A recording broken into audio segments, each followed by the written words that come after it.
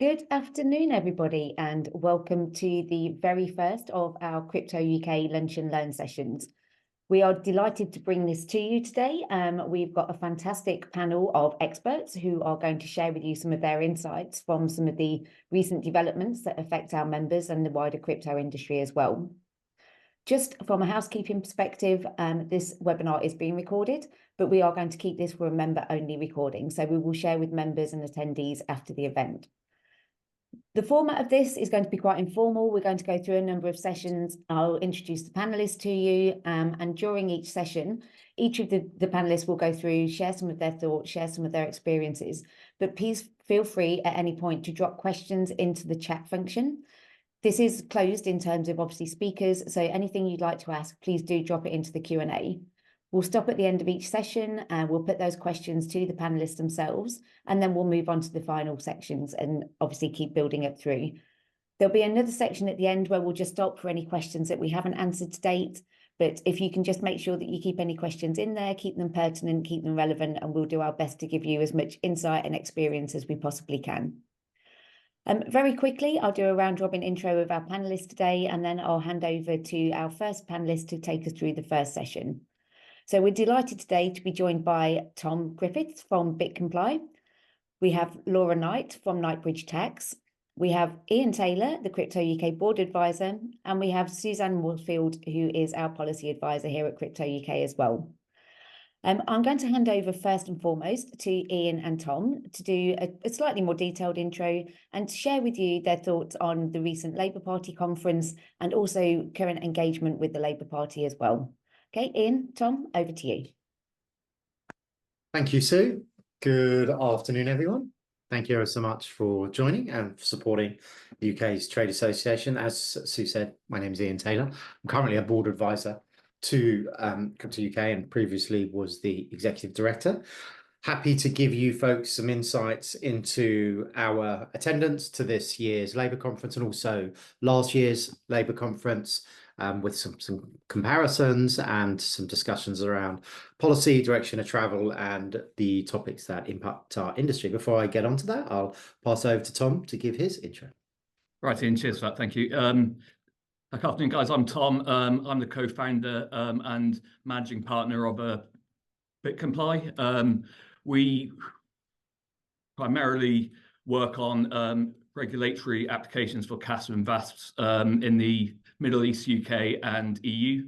My own personal experience, I'm 20 odd years in regulatory compliance. I've been working in crypto since the MLR's brought it into regulatory scope.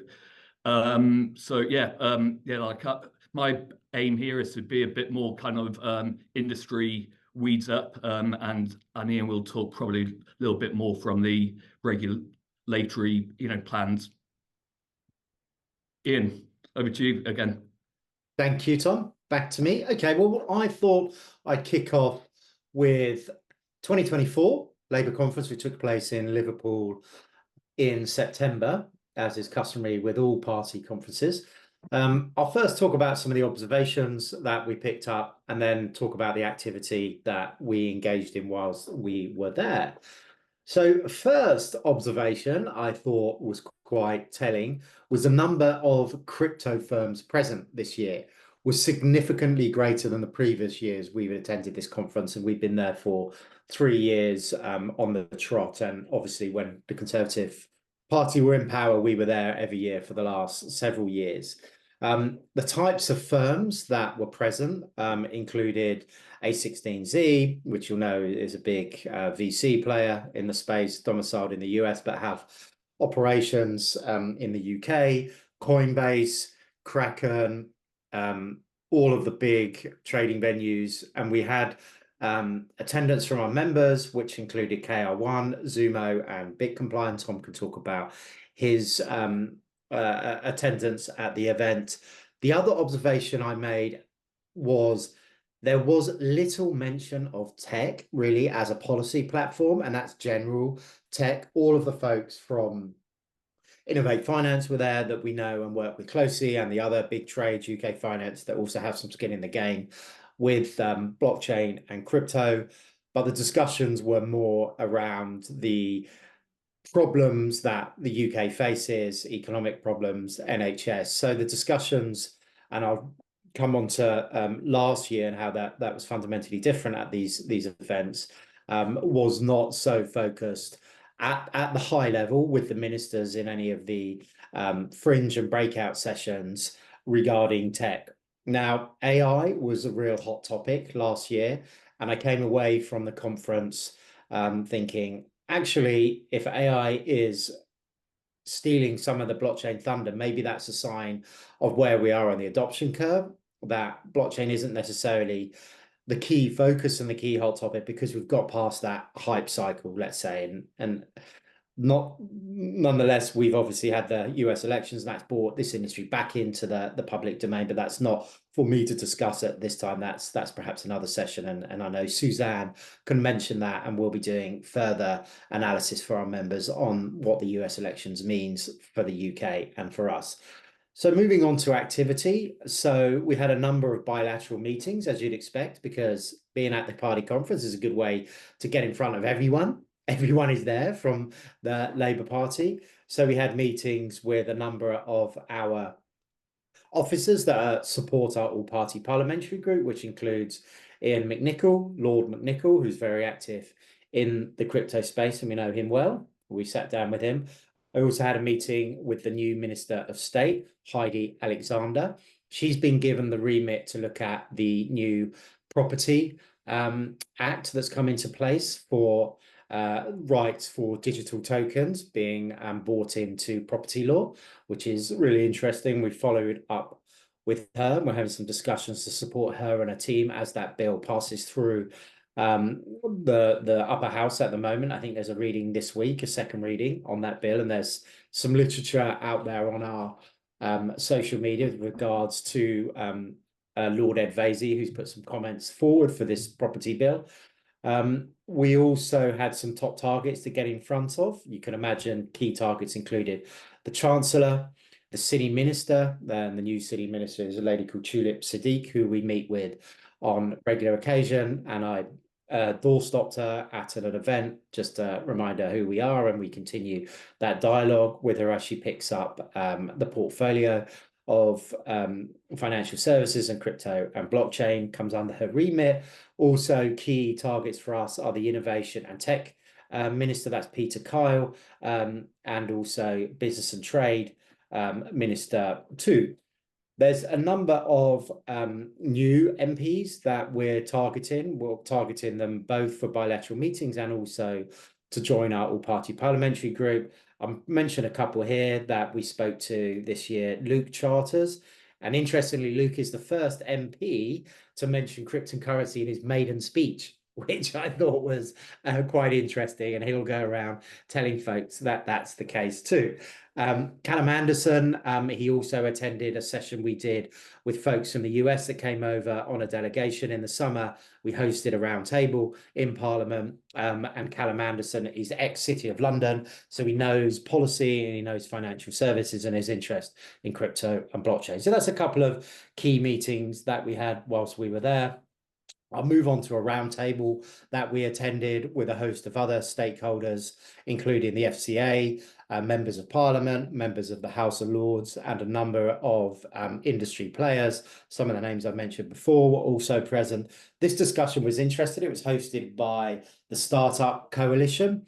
And the Startup Coalition is much like we are, a not-for-profit organisation that's tasked with driving forward support to the tech startup sector in the UK. And they hosted this roundtable where CryptoUK attended and the FCA were there. And one thing that was interesting was the FCA, the chap from the FCA attended, many of you folks will know, Sheldon Mills is an executive director of the FCA, was quite candid in those discussions and talked about how they are aware that the UK is an outlier. And I keep saying this to the regulator for offering structured products such as ETFs in the UK to retail, which you can issue these products anywhere else in the world except the UK. So that doesn't really square with the overall government policy to be a crypto innovation hub and the FCA's mandate to promote competition. So that was, he was quite positive that we could see some changes with regards to the prohibition or the ban that they rolled out in 2019 for offering structured products such as ETNs, exchange traded notes, and derivatives to retail. I also told him that the UK is being seen in a negative light with regards to the number of applications that we are seeing added to the money laundering regime, which Tom knows in great detail how to take companies through that application. But that is something that is not looking good from the outside. So he was receptive to that feedback in terms of how can the FCA be better adding firms onto the register to make the UK look like it's more open for business. And also members attended that roundtable, also KR1 were there, and Zumo attended that roundtable. And then finally on 2024, and I think I'm probably getting close to my time now, so I'll just mention 2023 in a minute. We hosted a networking event on the final day, which was attended by a number of delegates and our members too. And really that was just to engage with Labour MPs, because who doesn't like a free drink? Finally, then, just quickly rattle through 2023. We also ran a fringe event last year, and this fringe event was the first of its kind at the Labour Party conference, first crypto fringe event, which we hosted. This time we did a round table, so we had our members speaking. We had a good turnout there of plus 50, 60 folks from the party and also from different agencies such as the Payment Services Regulator and the Bank of England attended that. Just quickly, 2023, we conducted a sample survey of the members of over 1,000 respondents just to see what the main issues were for members of the Labour Party, which is good data for us to take to the new governing party. And I'll just sort of run through a couple of quick ones here. So we asked, in your opinion, what are the main issues relating to cryptocurrency? Unsurprising, first of the membership that we sampled was consumer protection. Second was regulation. Third, economic crime. Fourth, financial inclusion. Fifth, international regulation. And then sixth on our survey was social justice. I think that's probably it for me now, and then I'll pass to Tom for a few comments, and then we can move on to the next agenda item. Thank you. Yeah, and cheers for that. Yeah, like interesting. It's interesting, I think, where the UK is now the regulator, the legislator, and the industry. When the regulations brought, crypto assets into the scope of the MLRs, the industry was far more young. Of course, it was less mature, and I don't think the industry really saw the importance of the registration regulations for Europe and the UK. I also think it's very easy for us as a industry to get excited about a new parliament, a new Trump administration coming in, and also the fact in the last week the markets have entered a pretty steep bull cycle or moment, it seems. But I think what we've got to do or be aware of is that although the industry wants regulation and innovation, and certain members of the Lords and MPs show interest in this, I think that we just need to be aware that the Labour Party have just come in. They've inherited lots of issues, as all new parliaments do. And I just wonder, and maybe Ian can, indicate a sense here, just where is this on the Labour Party's, list of things? The new property bill, which brings crypto assets and NFTs into, personal ownership. I believe that the UK is behind the EU. We're doing more and more free MiCA applications in Europe. But Ian's point about the UK being seen in negative light in regards to kind of crypto asset registration. Certainly last year, we were having meetings with crypto firms, all sorts and sizes, and they were moving out of planning a UK application and focusing on making preparations for Europe, and also making applications out in the Middle East, where the regulators, certainly with our experience with VARA in Dubai, they are far more engaging. But I think the FCA is still widely, respected in the the world industry, and despite the number of applications still being successful applications still being low, in the past year there's only been 4 or so, but I think the FCA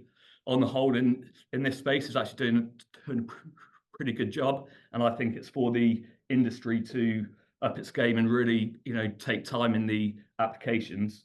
I think yeah, so in short, I'm also the chair of the CryptoUK policy group, and we had a meeting last week where we were trying to challenge or come up with some actual draft statement where CryptoUK as a group can assist the the Parliament Labour Party in trying to meet the FCA's mission of being a global innovation hub. I know that Tulip Sadiq mentioned this earlier this week, but we feel that there's a kind of like a a triangle of achieving this, achieving what the FCA wants and also what the legislator wants. We need to encourage interaction between the industry, the regulator, and the legislator. So the really good work which CryptoUK achieved in the Labour Party conference of meeting with these ministers, MPs, and members of the Lords, it's a really good thing to actual focus some attention in trying to get the APPG off the ground again for crypto assets is absolutely key in driving through legislative reform in this space. And I think it's important for us as an industry, which the financial promotions regime, which came in almost like a year ago, maybe just over a year ago, where the industry is really focusing on consumer protection, as Ian mentioned. Of course, that came up time and time again in the Labour Party conference, and I think now that the markets again are going bull, I think there will be a whole lot more retail investment into the likes of Bitcoin. So these registered venues and exchanges really do, in my experience with them, they really do put consumer protection first and foremost, and I think we need to really ram that home to the the newly formed APPG, that the industry wants this. The industry wants innovation through regulation. I believe the FCA also wants that, and are really trying hard to get more registration applications over the line. But they need to maintain a very high bar if they want to remain or re-achieve their mission of actually being a global hub. I think again, what kind of European VASP have learned is that the shortcuts which were achieved in obtaining EU MLD regulation out in Eastern Europe, that's completely changed. The Lithuanian regulator. Basically, deregistered, it was either 200, 300, 400. It's a pretty large amount. I was actually involved in one of the exchanges which successfully maintained its Lithuanian registration, and the MLRO was interviewed last year for 3 or 4 days. So people are coming back to the UK. We've seen an uptick in organisations planning on a new application or planning to submit a withdrawn application. And again, organisations are looking for legitimate and strong supervision out in Europe, with people going to Germany, Netherlands, and France, where the bar is high and the number of registered VAS is still low. So in short, the industry wants legislation. The regulator wants it. From our interaction with the Labour Party, again, there's appetite there, and it's for all of us involved in this space to do all we can to make things move. Fantastic. Look, thank you, Tom. Thank you, Ian, and accompanying Puppy. Always good to have a furry friend on the call as well. There's no specific questions that have come through on that session, but again, as I mentioned before, if anybody has any questions, please feel free to drop them into the Q&A. We will have some time at the end as well. We're going to hand over now to Laura and Suzanne. Laura is going to take us through an expert analysis of the recent autumn budget statement. Suzanne is obviously there as well to support in terms of updating on some of the work of our Crypto UK tax working groups and some additional initiatives. Laura, Suzanne, I'll leave you to introduce yourselves and then to kick off your session. Thank you very much, Sue. So my name's Laura Knight. I'm from Knightbridge Tax. It's a private client tax firm offering tax compliance and tax advisory services. I've spent the last 16 years working in the high net worth international space with a UK focus.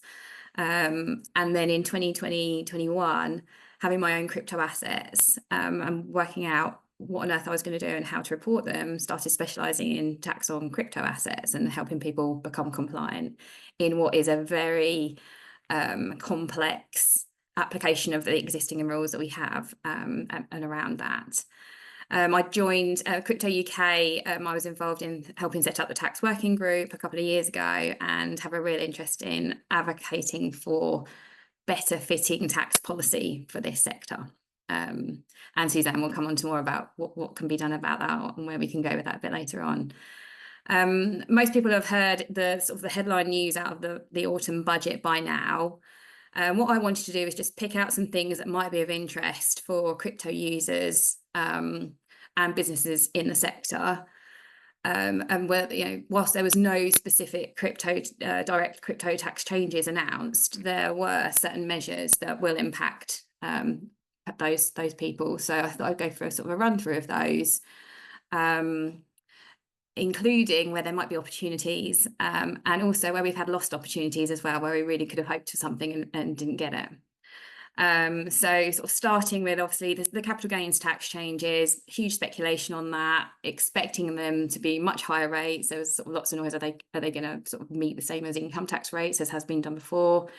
What we ended up with was an increase on the higher rate of CGT from 20% to 24%, starting from disposals after the 30th of October. So we've got this split year regime for this current tax year where your disposals before the 30th of October are subject to 20% CGT for the higher rate and 10% on the lower rate. The 24% rate, generally, I think some people were quite relieved. It's still 24%. It's still 24% on transactions that might not be equitable in crypto because we haven't got there yet in terms of the legislation. So 20% was bad enough. So 24% is definitely not okay. But the point being was it could be much worse. And I was speaking to quite a lot of people who were talking about leaving the country because of just CG. Capital gains is an emotive tax. It's a choice tax. We can choose when we decide to dispose of assets, unlike income tax. So that there was lots of conversations around that. And today, some people still thinking about leaving, whilst others are like, do you know what, I can live with 24%. I think the biggest thing for me was the basic rate taxpayer change, because what you have is a speech from the Prime Minister talking about working people and them not being affected, and how others, you know, should bear the burden of tax. And what you ended up with was those that are basic rate taxpayers and the lowest earners having a tax rate moving from 10% to 18%, you know, a nearly doubling of the tax position. And that is all with the fact that in the last 3 years, we've lost our capital gains annual exemption amount. That's gone from 12,300, where you could make gains in a year after losses, of £12,300 a year, which is, you know, everyone we knew that, the 12k figure. Last year, it was down to 6,000, and now we're at £3,000 a year from the 6th of April 24 onwards. And so many people will be caught out by this, where they're going to need to file, but they won't know that they need to file. Simple transactions, stablecoin transfers between assets, you know, there's so many things that they could get caught in. They think that they've made losses. Economically, they're no better off. They won't know that they need to file, but actually they may have tax to pay. So for me, it was disproportionately worse off for those lower earners. So that I was quite surprised about, that's come out of the budget, and so much work is going to need to be done around education for that.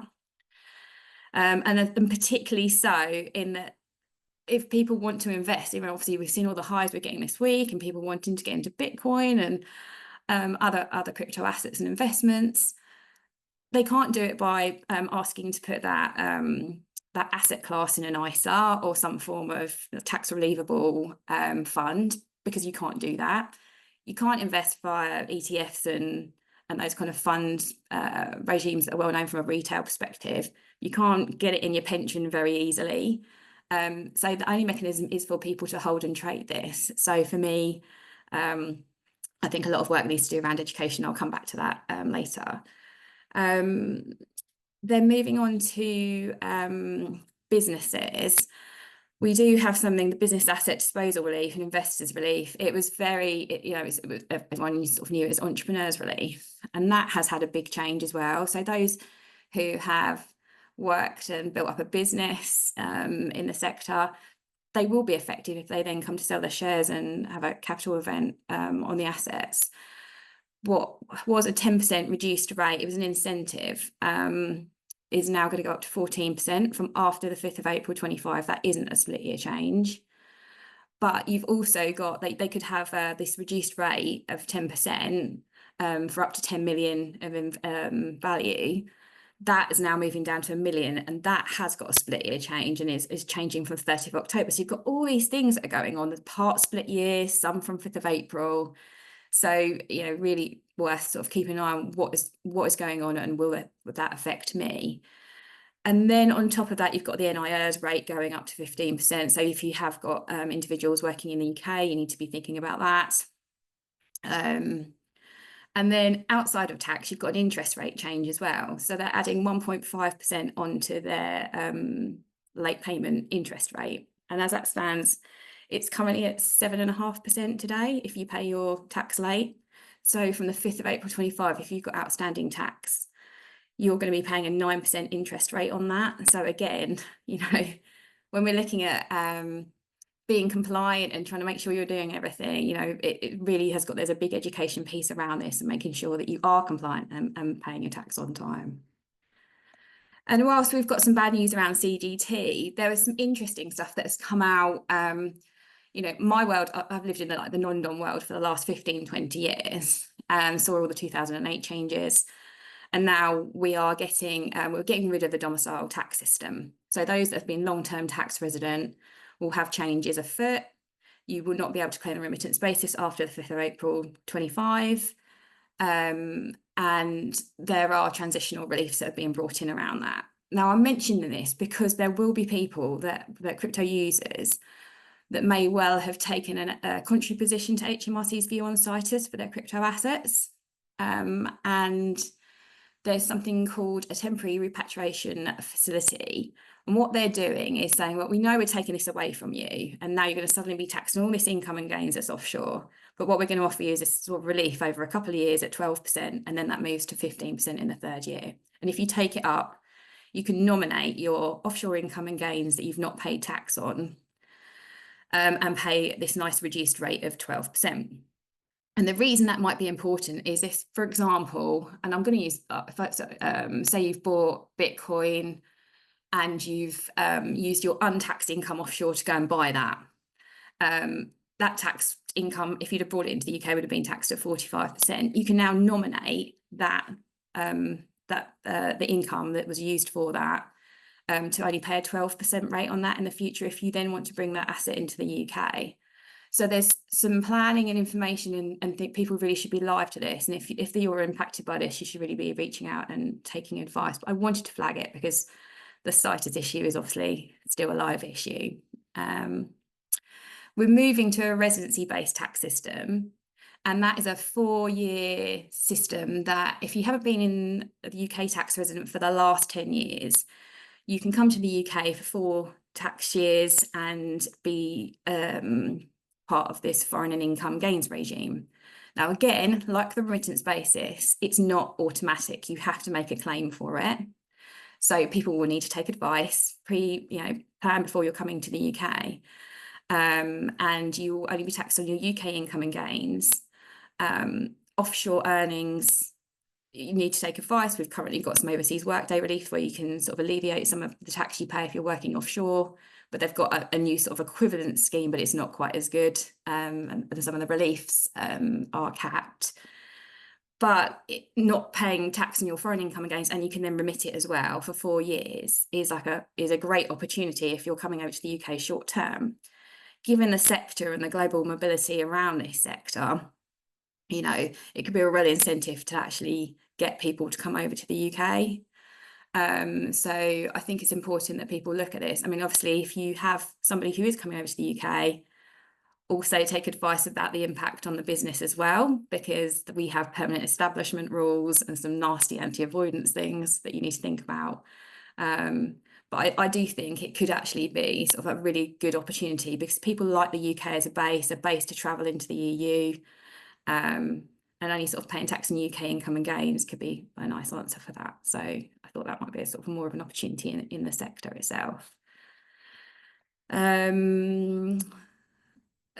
The only other thing that was mentioned in the budget specifically related to crypto that it's not a tax, direct tax issue, but it's the administration of tax, is we've had the announcement and we've had the draft regulations for the crypto asset reporting framework.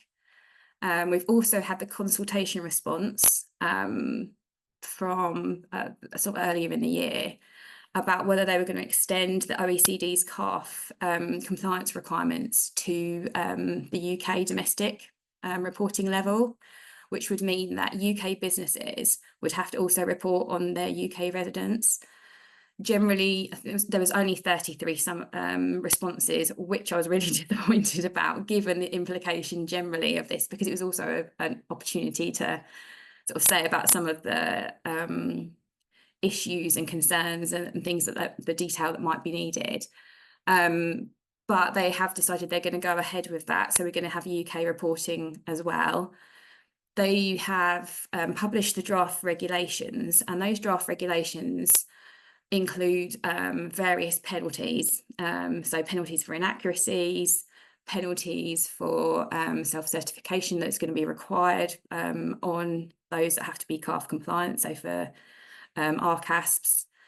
And I wanted to flag this because it's one of those things, I think, that I want people to go back and look through these regs and these penalties, like penalties for inaccuracies, when you're trying to process such significant data, could be really quite important. So if you are caught within this regime, then please do make sure that you are looking through these regulations. You can respond to them, and they've asked for general technical responses and anything where they want where you might need more detailed information by the 10th of January. And that is important because, again, originally when we were talking about CARF, I think there was an understanding that decentralised platforms wouldn't be caught, when actually they could well be if there is sufficient exercise of control, and then what that means, and looking for definitions and these kind of things. It's going to be really important to understand, are you part of this? Do you need to be filing, and what do you need to do? Off the back of all of that, that's sort of CARF and what you would need to do if you're an RCASP, and those things to think about. From a personal point of view, anybody that knows me knows I have a massive problem with CARF generally, about the information that it's trying to collect. It's only half a picture. What can it really do? You know, its primary purpose is to tackle non-compliance. And I went back to the HMRC meaning, and the wording of what it was they were trying to do. And it says the primary purpose of CARF is to provide HMRC with access to standardised information that would be used to help identify and tackle tax non-compliance, including by supporting those who want to get their tax right first time. And it's that second part of that I have a problem with. Now, tax is always an afterthought. Yeah, it's ridiculous because it's the financial burden on everybody off the back of all this regulation and everything else. And so for me, they're going to be getting all this data from the 1st of January 2026, so it's reported in 27. Some data, it's not going to show the full picture. But what I have a real frustration is about, and it's not just the UK, it's about what are we doing to have better fit tax policy and help people be compliant in the first place. It's always back to data, getting good quality data. The requirements on CARF, on RCASPs, is to provide accurate data to government administrations.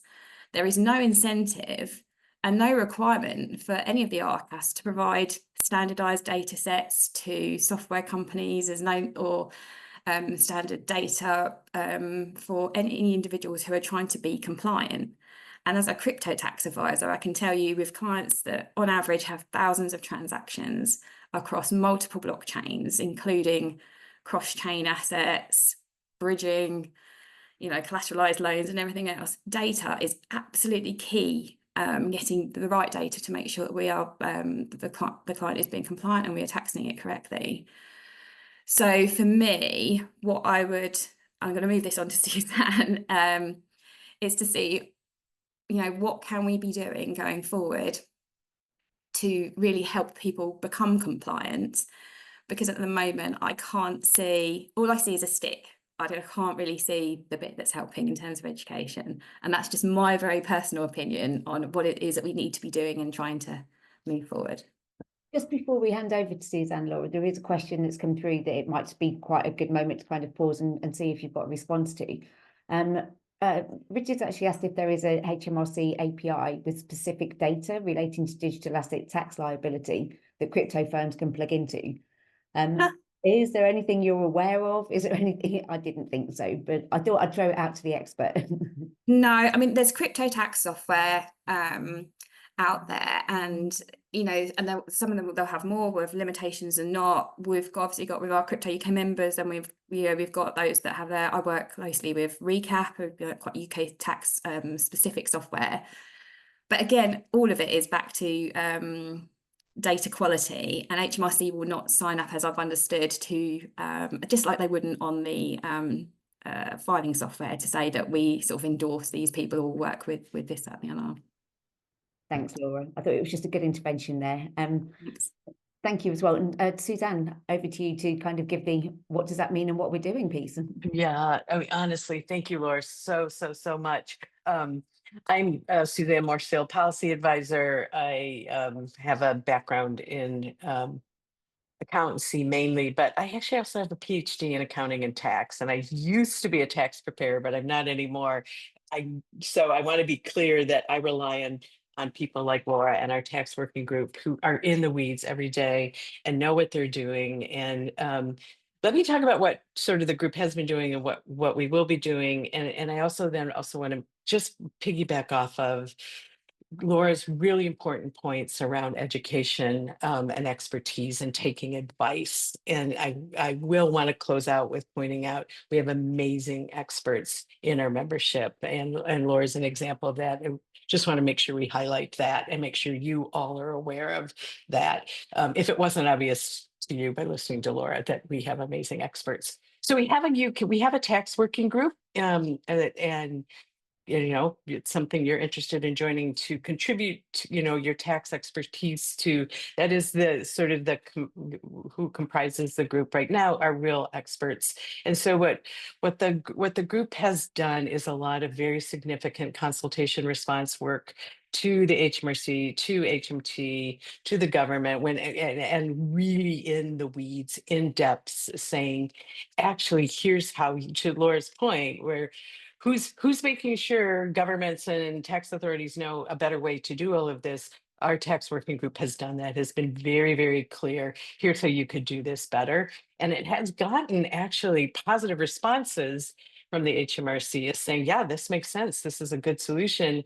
However, with the change in government and all, we're sort of behind on getting it pushed forward. We're seeing it, you know, we're lagged in getting it push forward. And Laura, you should jump in here anytime if I get anything sort of wrong or back to front or don't emphasize the right things.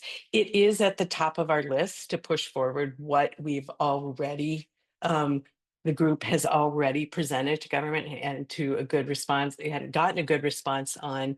So one thing I'll point out is before the budget, the tax working group crafted and sent an extremely weighty and meaty letter to the chancellor as part of the pre-budget sort of open response time to make suggestions. It has very powerful suggestions in it.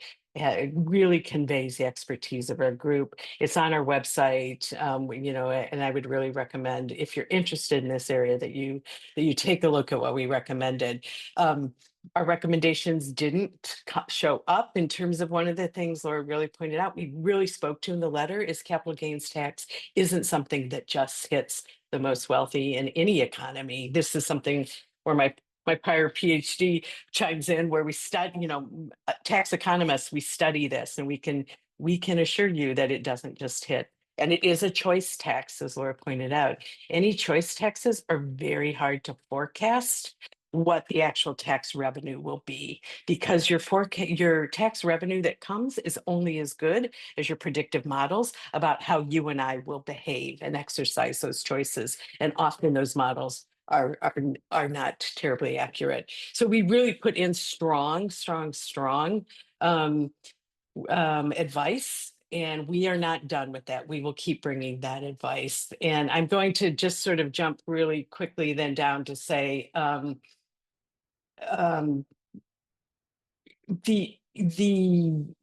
we're not done. So the HMRC reaches out to us and to the tax working group regularly and involves us in conversations around specific things. We also will push our points forward, and we'll continue to. I'll talk in the final section with Ian about some of the policy statements that CryptoUK has developed. But what I want to make you all aware of is we have members who are on the OECD CARF working group. So we have members who are doing that, members of the tax working group. We have members who are going to be in the upcoming HMRC CARF working group. We have members who are extremely knowledgeable and can give you the advice, and you should be taking advice, as Laura said, and getting educated. We will be moving into a series of educational webinars with the various members of our tax working group, being able to do presentations to all of the members on different aspects of the compliance and to get educated. So that is something that's forthcoming. And with that, I will stop talking so that we can move to the next section. Fantastic. Thank you, Suzanne, and thank you, Laura. And I think just to reiterate Suzanne's point, if in doubt, ask the questions. Laura is obviously on hand to be able to support that. As Suzanne said, we've got a whole wealth of tax experts across our CryptoUK membership, but it really is a case of needing to educate yourself as well and finding a way to move forward with this and understand the implications on you as an individual. But thank you both. It was a really great session. There's no more questions at the moment, but if any come up through the last session, I'll obviously bring you back in. We're just going to move into the final part of this now, and we'll bring Ian and Suzanne back in to cover this off. And really, we want to now just look at a very broad section, just looking at where we are in terms of regulatory conversations and current policy and policy work from CryptoUK as well, just to give you a brief roundup and summary. Suzanne, Ian, I don't know which one of you wants to kick off, but I will hand over to you two. Yeah, if that's okay, Suzanne, perhaps I'll start with sort of the big picture on where we are speaking with government and stakeholders, main stakeholders of the FCA at present. There was a question that I can pick up on that is relevant regarding other discussions with the FCA. One thing I can say is we have a monthly touch point with the FCA's policy team. CryptoUK, that's just the CryptoUK policy team, and with the FCA's policy team, where we share intel, we provide feedback to them, and they give us a heads up of anything that's coming down the line, such as when are we going to see stablecoin regulation go live, which is obviously an important topic right now for the industry. One other thing I should say on the engagement with the FCA relative to this question is they generally don't give much away. And that's why I brought that comment up when I had the conversation with the executive director at the conference, is he was rather candid. And I was really surprised him saying that, because that's not normally the way that they operate. And so one other thing we've done is post this discussion around the lack of registrations, which at the present I think is 43, 44. Perhaps Tom can drop it in the chat, but the exact numbers I haven't looked for a few weeks. Is we're having a session. CryptoUK is having a session with Sherry Howard, who's executive director of authorization. So she's the most senior person at the FCA, reports in to Nikhil, who's the chief executive for authorization. So it's her remit.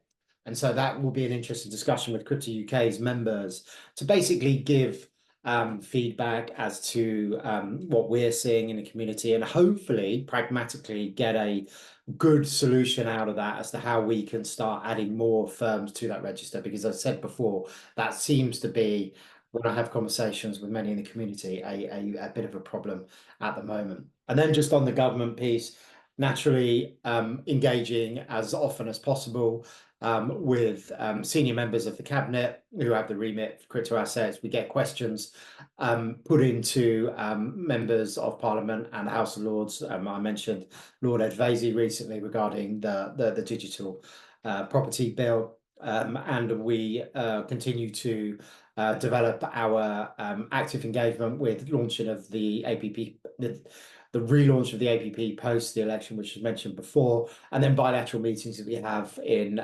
Westminster, and also with regards to targeting specific members that might comment in the press or might ask a question during PM's question times on crypto. Then we have a strategy to make sure that we follow up and engage with those that may speak, either whether it's negative or positive, just to keep that conversation going. And then finally, one of the key strategies is, it's all very well having a conversation with the city minister, Tulip Siddiq, but she doesn't know our industry at this time. That's up to us to help educate and advocate, which has been complicated because of the continuity of people in the job or in any ministerial position over the last several years with so much government reshuffling. But the key folks are the civil servants, or as the US say, public servants, and that's the Treasury policy staff. They're the people that actually write the policy. They're the people that, when the new city minister took this job, goes in to One Horse Cars Parade and says, right, what do I need to see? What are the key issues? What should I be thinking about? They're the people that we need to be focused and advocated for, because that's where we get the policy wins. And we've got policy wins with regards to taxation of DeFi, with regards to non-hosted wallets being out of scope for the travel rule. That's where we do our good work. It's behind the scenes, under the radar, targeting the policy people, because they're the people that the minister will go to and say, what should I do here? So with that, I will hand over to our policy advisor, Suzanne.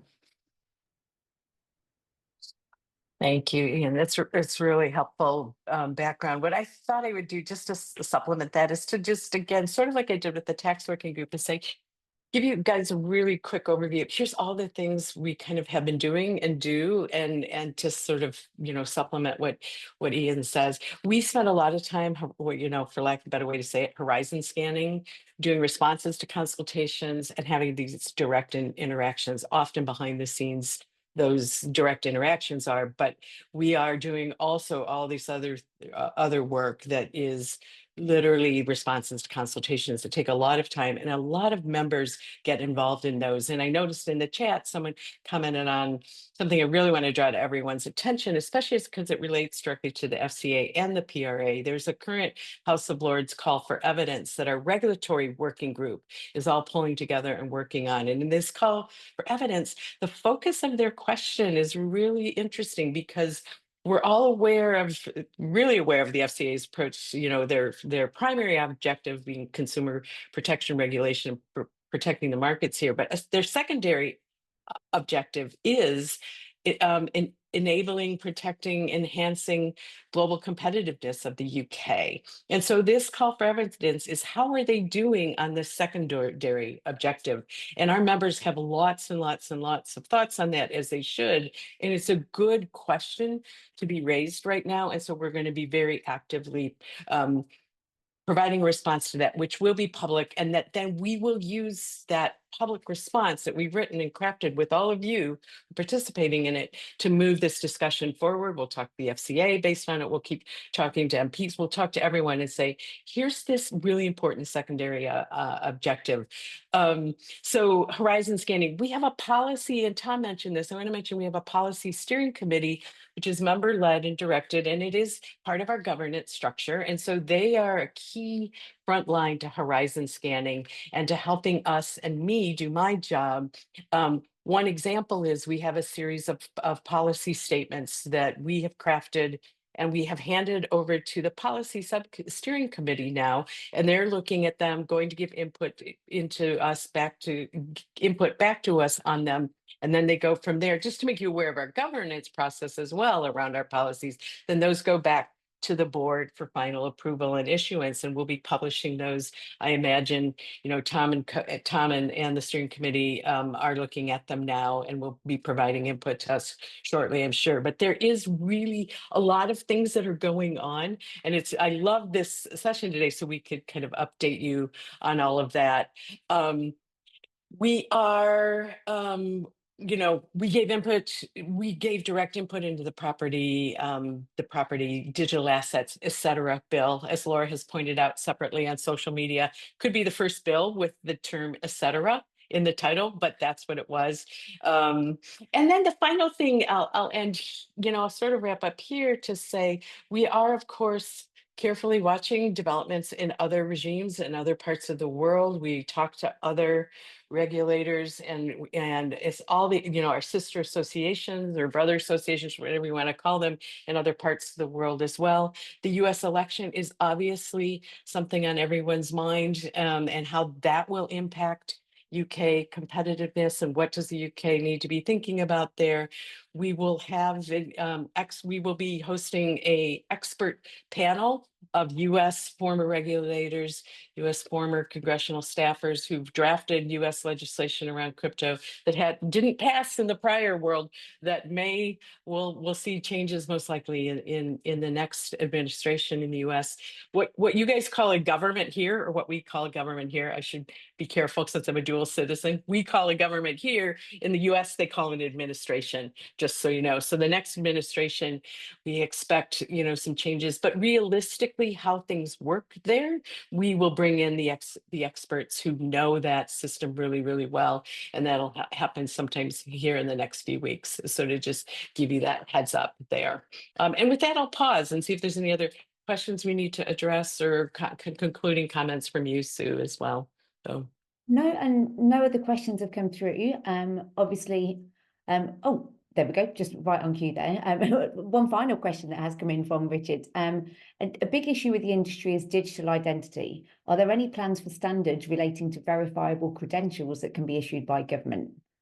There's a nice broad one. Anybody on the panel feel that they wanted to answer that, or any thoughts on that? Tom, possibly one for you? I've got I can't share much or indeed any information here at the moment, but we're actually, there's a few parties who are working on trying to build out a crypto industry utility for ID&V. I saw a post in the chat about the FCA seems unopen to like innovation. I think it's actually the opposite. They really want to get the message out there that they want firms who are planning on making a MLR application to meet with them as soon as possible, even if the application plan is a year away. They want time to understand and assess new tech, new platforms, new offerings. I've had many meetings with the FCA which aren't related to registrations, and they're always very, very willing to meet. So they do get the tarnish as the awkward squad, but I think they've just got a very high bar, and they need time to understand stuff. Wonderful, thanks, Tom. No other questions at the moment, but obviously everybody on the call is a CryptoUK member. You know how to get hold of us. If there are any questions, please feel free to just follow up afterwards. From all of us at CryptoUK, I'd like to say a very big thank you to Tom and Laura, and from myself to Suzanne and Ian to represent CryptoUK here as well. As we mentioned, this is the first of what we hope will be a series of our Lunch and Learn editions. Please do contact us with any feedback you may have, any specific points that you may have, or any recommendations as to how we might want to take this series forward. If you have any suggestions on future topics, future panelists, then please do reach out to us. We're very open to start working on what this schedule will look like. Again, thank you to everybody who's taken the time to dial in today. We hope you found it useful. Please do provide us any feedback. And thank you once again to our fantastic panel. You've been great. And yeah, have a great day, everybody. Thank you all. Cheers. Thanks, guys. See you soon. Bye-bye.